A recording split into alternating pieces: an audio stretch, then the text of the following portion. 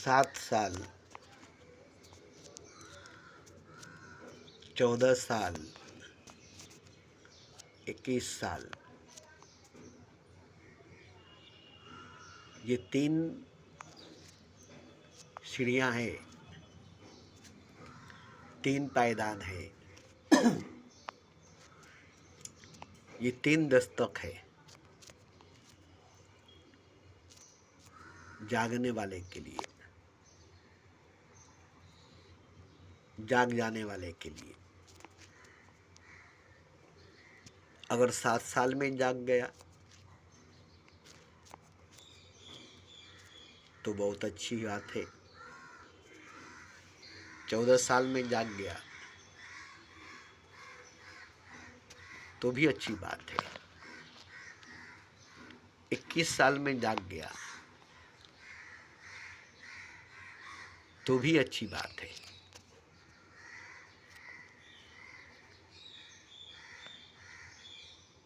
इसके बाद जागने का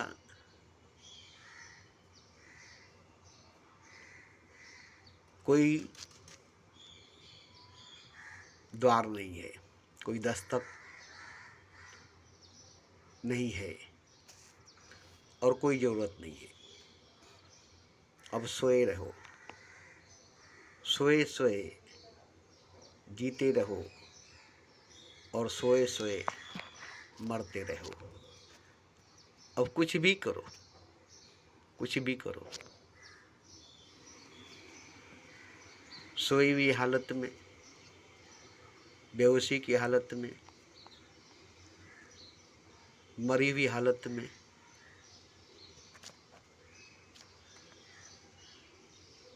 कुछ भी कहो, कुछ भी करो,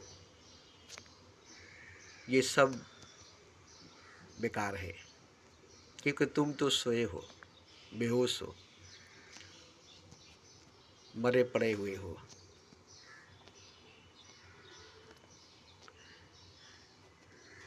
और जो कुछ तुमसे हो रही है, तुम कर रहे हो, उससे तुम अनजान हो, उससे तुम बेखबर हो, क्योंकि तुम सोए हो, बेहोश हो, मरे हुए हो।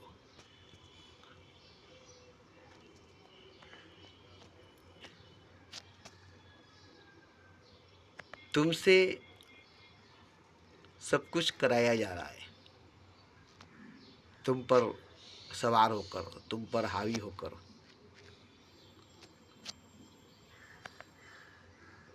तुम पर सवार होकर, तुम पर हावी होकर, तुम पर गालिब होकर, तुम पर कब्जा करके तुमको इस्तेमाल किया जा रहा है, तुमको प्रयोग किया जा रहा है,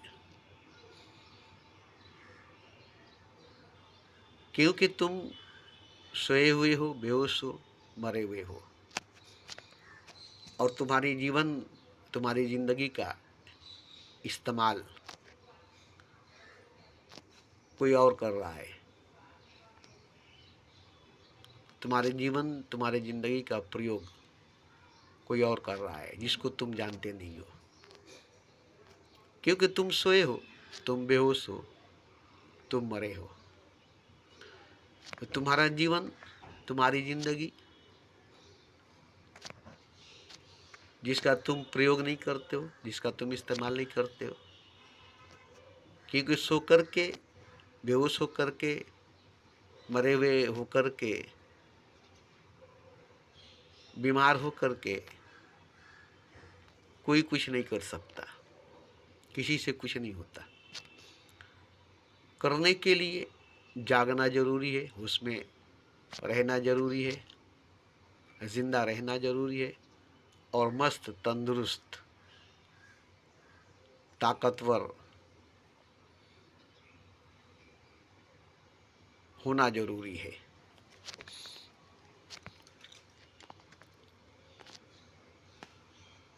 तो अगर 7 साल में जाग गए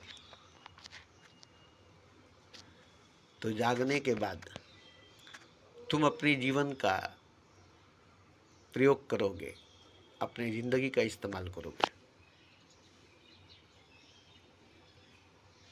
और तुम जियोगे अपनी मर्जी से, अपनी मर्जी से। तुम पर कोई मजहब का, धर्म का, समाज का, मुल्क का या किसी और ताकत का कोई असर नहीं होगा, क्योंकि तुम जागे हो, होश में हो, जिंदा हो, स्वस्थ तंदुरुस्त मस्त हो। इसलिए तुम्हारी जिंदगी तुम्हारी है, तुम्हारा जीवन तुम्हारा है और तुम जियोगे, तुम जियोगे।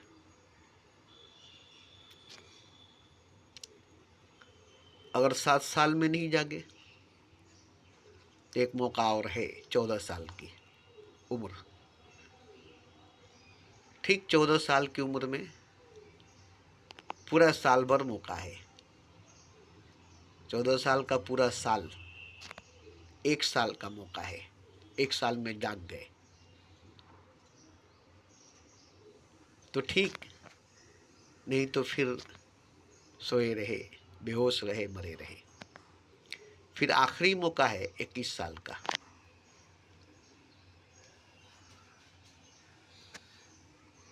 ये आखिरी और अंतिम मौका है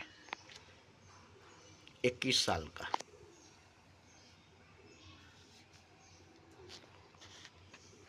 इसमें अगर नहीं जागे तो 3 मौका तुमको दिया गया। 7 साल की उम्र में 1 साल जागने का मौका दिया गया, पूरा 1 साल। नहीं जागे, दस्तक दिया गया, नहीं सुने, झिझोड़ा गया, नहीं जागे, तुम्हारी नींद को, बेहोशी को तोड़ा गया, नहीं टूटी, छोड़ दिया गया। फिर 14 साल की जब उम्र आई तो फिर 1 साल तक जगाया गया, जोड़ा गया, तुम्हारी नींद को तोड़ा गया। 1 साल तक तुम्हारे ऊपर चोट किया गया, झटका दिया गया,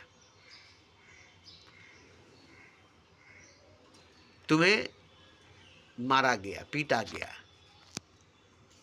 जगाने के लिए कोशिश किया गया, होश में लाने के लिए कोशिश किया गया, जिंदा करने के लिए कोशिश किया गया। ये नेचर पूरी शक्ति लगाती है, कुदरत पूरी ताकत लगाती है, खुदा पूरा जोर लगा देता है एक इंसान को जगाने के लिए। साल भर खुदाई ताकत, कुदरती ताकत, नेचुरली ताकत, प्रकृति की सारी शक्ति, ब्रह्मांड की सारी ऊर्जा 1 साल तक जगाती है एक इंसान को, हर एक इंसान को। 7 साल की उम्र में आने वाले दुनिया में जितने इंसान हैं, सब को जगाने के लिए पूरी ब्रह्मांड, पूरी कायनात, पूरी खुदाई ताकत, सारे फरिश्ते, सारे दूत मिलकर हिजोड़ते हैं, नींद तोड़ते हैं, चोट करते हैं, जगाते हैं, होश में लाते हैं, जिंदा करने की कोशिश करते हैं, जान भरते हैं, शक्ति भरते हैं। 1 साल मामूली नहीं है। किसी को जगाना 1 साल तक 24 घंटा लगातार रोज जगाते रहना। साल भर में नहीं जागे, छोड़ दिया जाएगा। अब एक आखिरी चांस है 21 साल की उम्र, आखिरी लास्ट चांस। फिर 21 साल की उम्र में साल भर, एक दिन, एक घंटा, एक रात की बात नहीं, लगातार 24 घंटा चोट किया जाएगा, झिझोड़ा जाएगा, नींद तोड़ा जाएगा, बेहोशी तोड़ी जाएगी, मुर्दापन तोड़ा जाएगा। एक आदमी पर पूरे ब्रह्मांड की, पूरे कायनात की पूरे ईश्वर की शक्ति लगा दी जाती है जगाने के लिए, और भी लगातार 24 घंटा मुसलसल 1 साल तक। अगर जाग गए तो सारी शक्ति आपको मिल जाएगी, सारी ऊर्जा आपको मिल जाएगी, सारी ताकत आपको मिल जाएगी, सब कुछ आपको मिल जाएगा, क्योंकि आप जाग गए, क्योंकि आप जाग गए। तो एक जागे हुए नौजवान 21 साल का पूरी दुनिया में तहलका मचाएगा, पूरी दुनिया में तहलका मचाएगा। एक अकेला जागा हुआ इंसान पूरी दुनिया में सोए हुए इंसानों पर, पूरी दुनिया में बेहोश रहने वाले इंसानों पर, पूरी दुनिया में मरे हुए इंसानों पर राज करेगा, हुकूमत करेगा। और जो उससे मिलेगा अकेले उसी को मिलेगा, क्योंकि वही जागा हुआ है। आप किसी महफिल में चले जाए, किसी बस्ती में चले जाए जहां सभी लोग सोए हैं और आप जागे हैं, तो वहां लिखा है कि जागने वाले को हक बनता है वो जो भी कर ले, जो भी ले ले, जागने वालों का हक है। जो जागा है उसका सब कुछ है, जो कुछ है उसी का है, जो कुछ है सब उसी का है जो जागा हुआ है। ये चारों तरफ लिखा हुआ है, ये हर तरफ लिखा हुआ है। तो ये जागा हुआ इंसान के लिए सब कुछ है, और लिखा हुआ है कि तुम्हारे लिए सब कुछ है, सारी ताकत, सारी एनर्जी, सारी खुदाई तुम्हारे लिए। तुम जागे हो इसलिए, बस तुम जागे हो इसलिए, और ये सब तुम इस्तेमाल करो, प्रयोग करो, कोई रोक टोक नहीं है, क्योंकि तुम्हारा है, जागने वालों का है, जागे हुए लोगों का है। तो वहां जो लोग सोए हैं, क्या उनको वो सब हासिल होगा जो जागने वाले को हुआ है? क्या उन सब बेहोश लोगों को मिलेगा जो होश में रहने वालों को मिला है? क्या उन सब मरे हुए लोगों को मिलेगा जो जिंदा रहने वालों को मिला है? तो वहां तो मौजूद है सब कुछ, मगर जो सोया हुआ है वो ले ले, तो जो बेहोश है वो ले ले, तो जो मरा पड़ा हुआ है वो ले ले, तो उसी के अगल बगल में हीरे जवाहरात कोहिनूर खजीने 56 भोग की थालियां सजाई हुई है, रिकिम रिकिम के गहने पोशाक, ऐसा राम मौज मस्ती के साजो सामान, हूर परी मलाइके सब मौजूद है, मगर सब सोया हुआ है, बेहोश है, मरा पड़ा हुआ है और सपना देख रहा है, ख्वाब देख रहा है, हकीकत नहीं, सच नहीं। तो बुद्ध पुरुष जो जागते हैं वही असली भोगी है, वही असली भोगते हैं। आप लोग गलत सुनते हैं कि भोगो मत, त्यागो। त्यागने की बात नहीं है, भोगने की बात है। वही भोगेगा जो जागेगा, वही पाएगा जो जागेगा, वही जिएगा जो जागेगा। सोए सोए कोई जी नहीं सकता, बेहोश पड़े पड़े कोई जी नहीं सकता, मरे हुए बीमार बिस्तर पर कोमा में गए हुए जी नहीं सकता। क्रिकेट कौन खेलेगा? फुटबॉल कौन खेलेगा, बैडमिंटन कौन खेलेगा मैदान में जाकर, कौन खेलेगा? जो बिस्तर पर सोया है, जो बिस्तर पर बेहोश है, जो बिस्तर पर मरा हुआ बीमार पड़ा हुआ है, या वो जो चुस्त मस्त फुर्तीला हैंडसम जवान है 21 साल का, पूरे मैदान पर कब्जा उसकी है, फुटबॉल पर, गेंद पर, शतरंज पर, कैरम पर, सब पर उसकी कब्जा है, उसका गलबा है, सब पर वो हुकूमत करता है, शहंशाह है वो, कि वो जिंदा है, वो जीता है वो।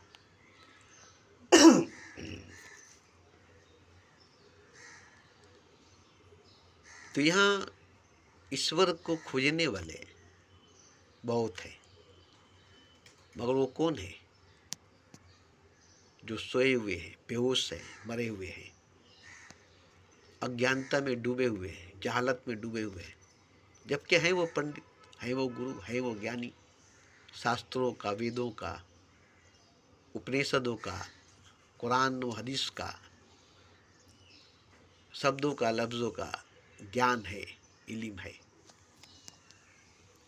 मगर सोए हुए हैं, बेहोश हैं, मरे हुए हैं, इसका उनको जानकारी नहीं। जागे हुए की तो बातें छोड़ दीजिए, जागे हुए की तो बातें छोड़ दीजिए, खुद सोए हैं और उनके साथ साथ सब सोए हैं, इसका भी उनको पता नहीं कि हम सोए हैं, हमारे साथ साथ सब सोए हैं,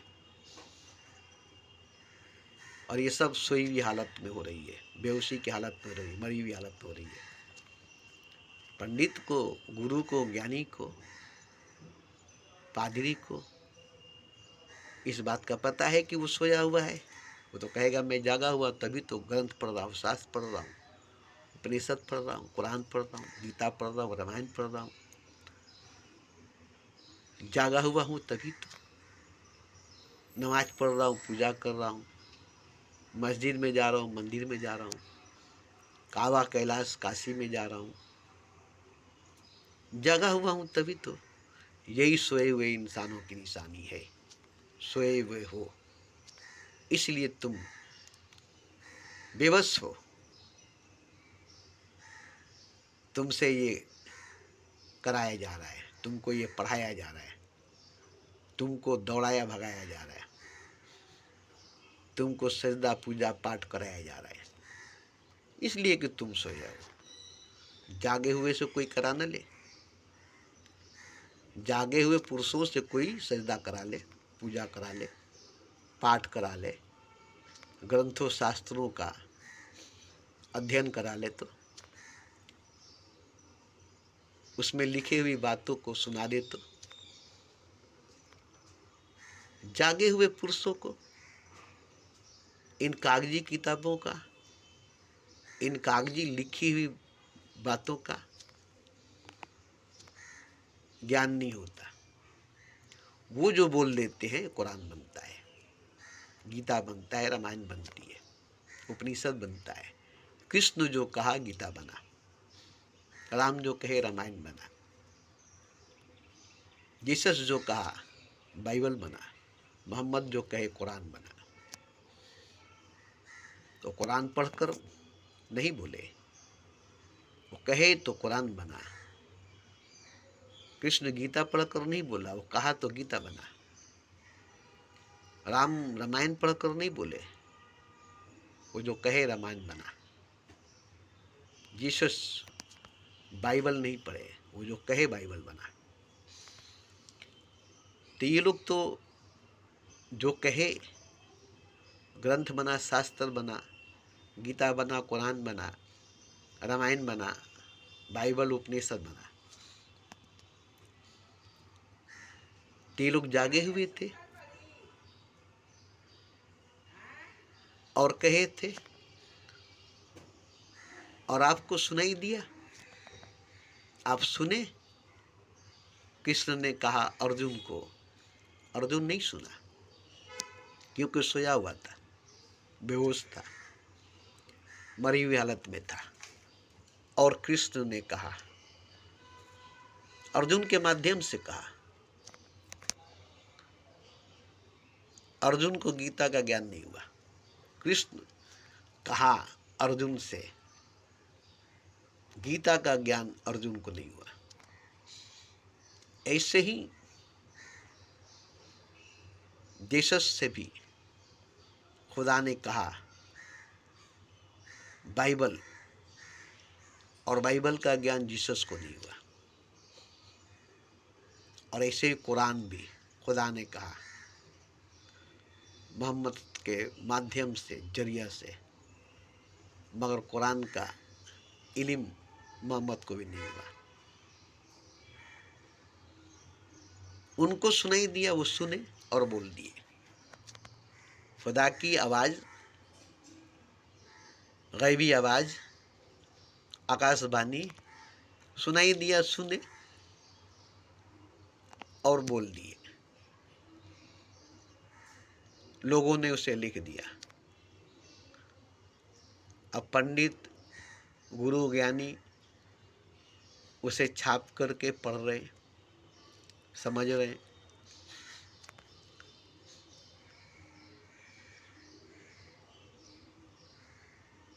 तो क्या वाकई अर्जुन जागा हुआ पुरुष था? कि कृष्ण जागे हुए थे, अर्जुन नहीं।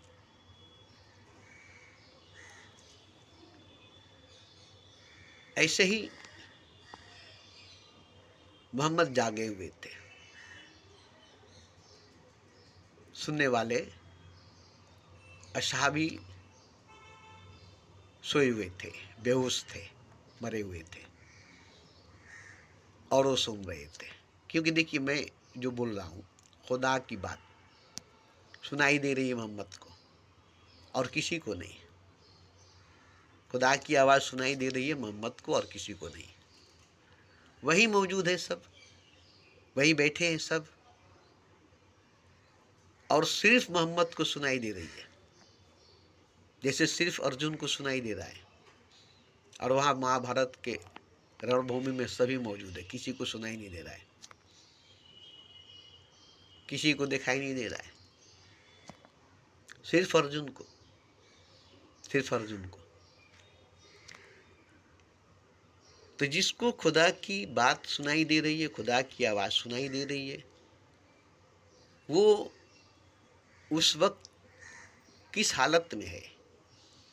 बेहोशी की हालत में। मोहम्मद भी थे, अर्जुन भी था, बेहोशी की हालत में। उस वक्त होश में नहीं थे,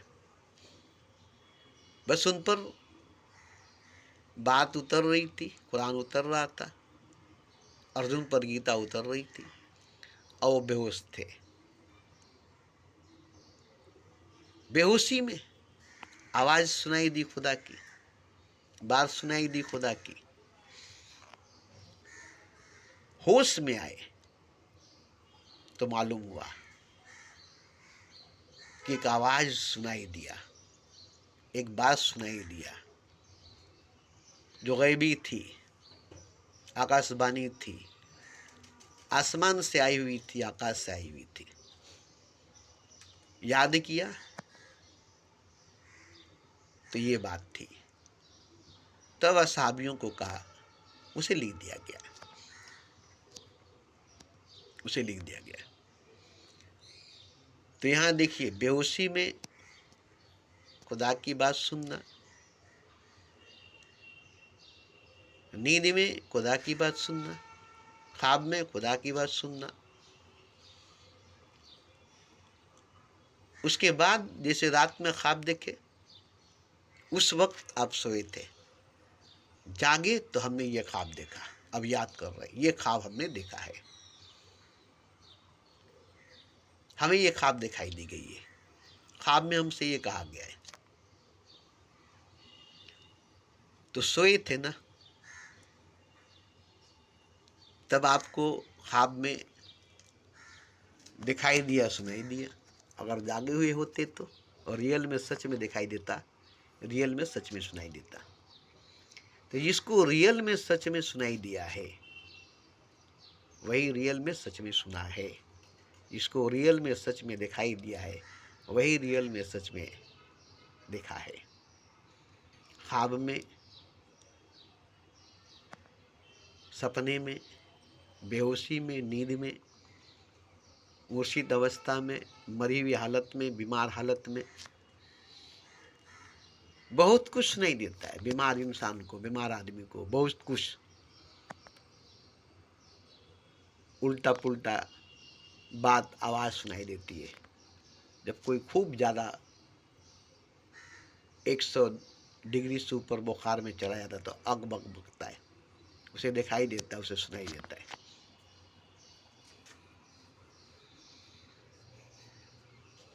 सौ डिग्री टेम्परेचर से ज़्यादा बुखार हो गया, 102, 4 बुखार हो गया, उस हालत में वो कुछ भी कहेगा, उस हालत में वो कुछ भी कहेगा। बुखार की हालत में, परेशानी की हालत में, दुख दर्द तकलीफ की हालत में, मगर उस हालत में कहीं भी कोई भी बात सही नहीं होगी। सही बात सही हालत में होती है, सही हालत में सही बात होती है। तो सही हालत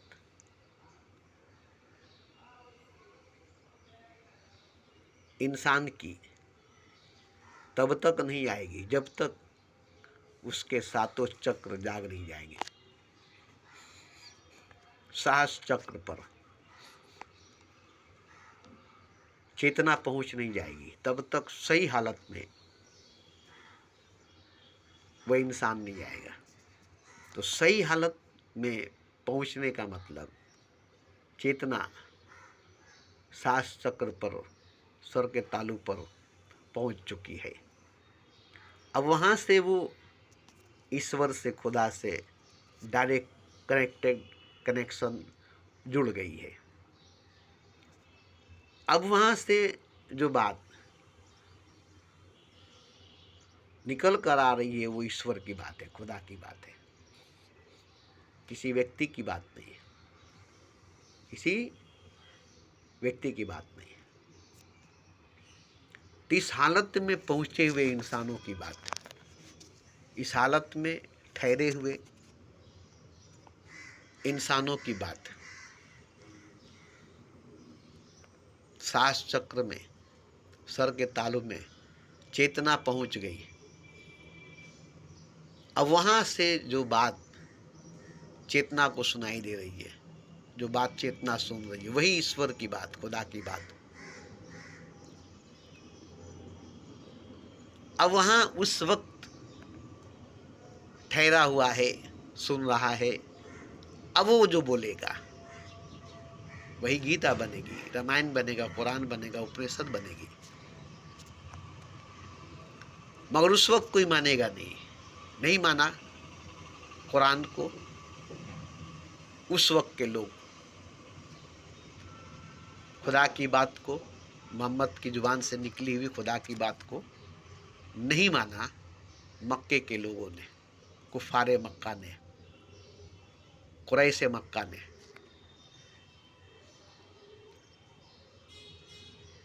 और ईमान नहीं लाया, बुत परस्ती नहीं छोड़ा, बुतों का पूजना बंद नहीं किया, बुतों को नहीं तोड़ा।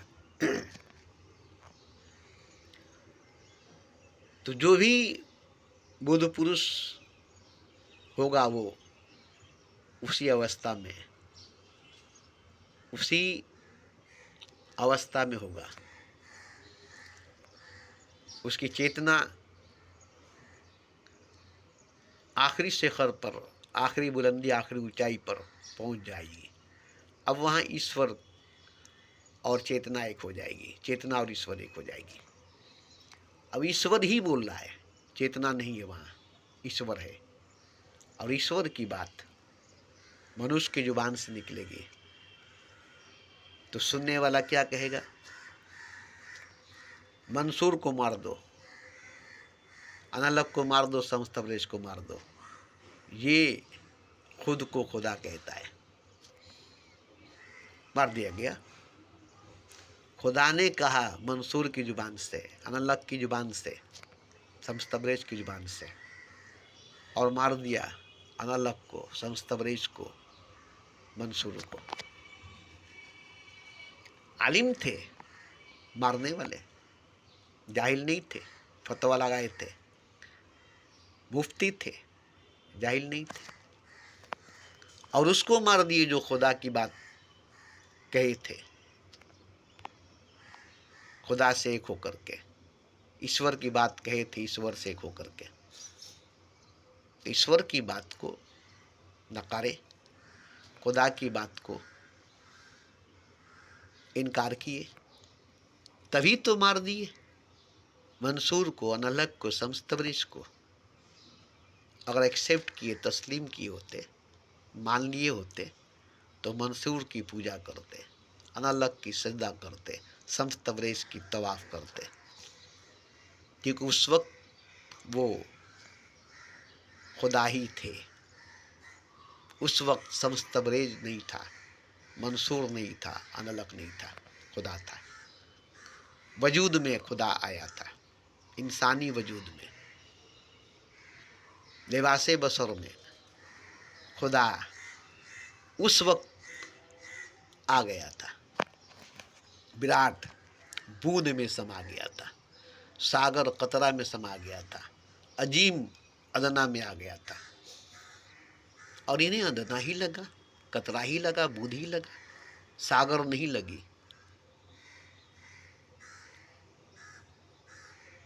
अनंत नहीं लगा, अजीम नहीं लगा, खुदा नहीं लगा, ईश्वर नहीं लगा।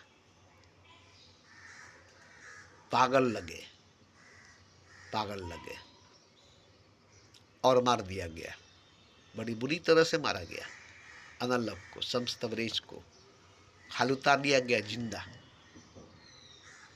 बोटी बोटी मार करके, काट करके अनलक को मारा दिया, मंसूर को सूली पर लटका दिया गया।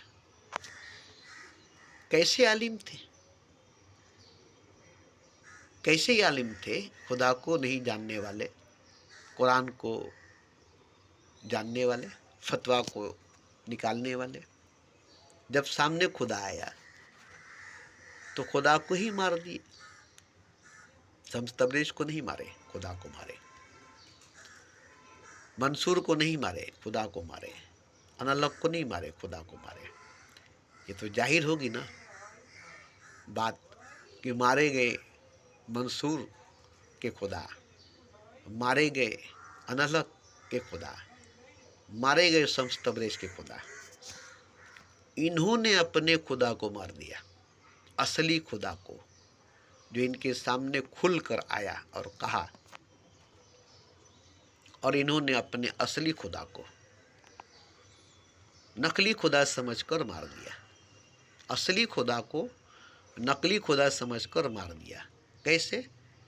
जैसे एक इंसान के घर में कोहिनूर हीरा था असली, जिसे पत्थर समझकर पुरखों से खेलते आ रहे थे, पूरे गांव में वो पत्थर बच्चों का खिलौना बनाता, सभी उससे खेलते थे, जबकि वो कोहिनूर हीरा था, जबकि वो कोहिनूर हीरा था। और जिसके घर में था, जिसका था, उनको भी पता नहीं था कि ये कोहिनूर हीरा है। बड़े गरीब थे लोग, बड़ी गरीबी में थे, भूखमरी, तंगदस्ती, फाकाकस्ती के शिकार थे, और उन्हीं के घर में कोहिनूर हीरा है। दुनिया का सबसे बड़ा खजाना उन्हीं के घर में है। उसमें एक लड़का बाहर विदेश अपना जमीन बेचकर कमाने के लिए गया, काम करने के लिए गया, तो वहां किसी जोहरी के यहाँ काम करने लगा। काम करते करते हीरे की पहचान हो गई। 10 साल के बाद कमा धमा कर वापस आया। घर में दाखिल होते ही उसे एक वाइब्रेशन लगा, बदन में झटका लगा, कंपन लगा, तरंग लगा, झिझोड़ा कोई, जगाया कोई, स्पंदन किया कोई।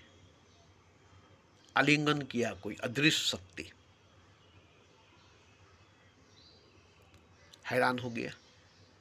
कोई घर में प्रेत तो नहीं है, कोई घर में जिन तो नहीं है, कोई घर में देवी देवता तो नहीं है। फिर हमारे रोए खड़े क्यों गए, रोंगटे खड़े क्यों गए, हमारे बदन कांप क्यों गए? तो उसकी नजर पड़ी उस पत्थर पर और देखते ही रह गया, अरे ये तो कोहिनूर हीरा है, ये तो कोहिनूर हीरा है। कहां से आया हमारे घर में कोहिनूर हीरा? अब घर के लोग बोले पागल हो गया है, अरे ये तो पत्थर है, कोहिनूर हीरा होता क्या है? तो बोला पत्थर है, तो हाँ तुम तो बचपन से खेले हो इससे, भूल गए, इसको नहीं पहचानते हो? बोला नहीं, कभी हम कोहिनूर हीरा से खेले ही नहीं, हम तो खेलते थे पत्थर से। तो बोला यही वो पत्थर है ना? बोले नहीं, ये वो पत्थर नहीं है, तो कोहिनूर हीरा है। हम जिस पत्थर से खेलते थे वो पत्थर ये नहीं है, ये तो कोहिनूर हीरा है, हम कोहिनूर हीरा से खेलते थे। तो बोले हम लोगों को तो समझ में नहीं आ रहा है तुम क्या बोल रहे हो, तुम्हारा दिमाग तो खराब नहीं हो गया है? विदेश गए कमाने के लिए और दिमाग खराब करके आए। बोला इन लोगों को अभी भी समझ में नहीं आता है कि ये कोहिनूर हीरा है। तो कोहिनूर हीरे की पहचान इसको थी, इसने पहचाना था, इसलिए इसको कोहिनूर हीरा लगा, बाकी सबको पत्थर लगा। बोला खैर कोई बात नहीं, समझ गया, इन लोगों को पत्थर लगता है, इन लोगों को ज्ञान नहीं है, चलो कोई बात नहीं, पत्थर ही है। उठाया और उसे कहीं छुपा कर रख दिया। बाद में उसे बेचा, बहुत दौलत मिला, निजाम हैदराबादी से बेचा, बहुत दौलत, बहुत खजाना मिला। उसे कोहिनूर हीरे को बेचकर कई पुश्तों को भूखा मरने से बचाया, भूखे मरने से बचाया, कई पुश्तों को अमीर बनाया। एक कोहिनूर हीरे को पहचानने वाला एक इंसान, एक नौजवान अपने आने वाले कई नस्लों को अमीर बना दिया। आज उसके नस्ल अमीर ही है, गरीब नहीं है, जबकि वो गरीब था, नहीं पहचानता था। ठीक इसी तरह से ईश्वर को नहीं जानने वाले दुखी होंगे, चाहे वो नमाजी हो, हाजी हो, गाजी हो, शहीद हो, पैगंबर हो, अवतार हो, तीर्थंकर हो, गुरु हो, ज्ञानी हो, पंडित हो, पादरी हो, आलिम हो, इससे कोई फर्क नहीं पड़ता। जैसे कोहिनूर हीरा को नहीं पहचानने वाले की क्या हालत थी और पहचानने वाले की क्या हालत हुई। पहचान करके उसकी जीवन बदल गई, जिंदगी बदल गई। एक कोहिनूर हीरो को पहचान करके एक भिखारी, एक भूखे तंगदस्त गरीब का जिंदगी बदल गया। नस्ल दर नस्ल के लिए जिंदगी बदल गई। एक कोहिनूर हीरो को पहचान कर, एक ईश्वर को पहचान कर, पहचानने वाले की जीवन नहीं बदलेगी, पहचानने वाले की जिंदगी नहीं बदलेगी। कोहिनूर हीरो को पहचान कर गरीब अमीर हो गया, इतना अमीर हुआ, इतना अमीर हुआ कि आज जाकर पता लगाइए हैदराबाद में कि जिसके पास कोहिनूर हीरा थी उसके खानदान आज कैसे लोग हैं।